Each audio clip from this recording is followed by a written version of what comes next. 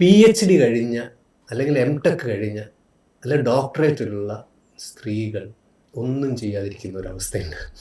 അദ്ദേഹം പറഞ്ഞെന്താന്ന് വെച്ചാൽ PhD കഴിഞ്ഞ വീട്ടമ്മ, MBA കഴിഞ്ഞ വീട്ടമ്മ, IAS പോയ വീട്ടമ്മ, പ്രിലിംസ് കഴിഞ്ഞ വീട്ടമ്മ, P2 എക്സാം എഴുതിയ CA-കാരിയായ വീട്ടമ്മ. ഈ മാനവ വിഭവശേഷി എന്ത് ചെയ്യാൻ പറ്റും? അല്ല,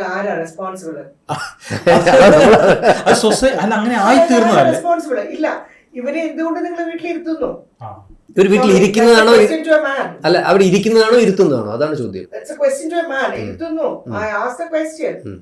എനിക്ക് ആണുങ്ങളെ ഇത് പറയുമ്പം അതെനിക്ക് കിട്ടും. ഇത് ലൈക്ക് ആണുങ്ങളെ ഈക്വലി ഐ റെസ്പെക്ട് ലൈക്ക് പെണ്ണുങ്ങൾ.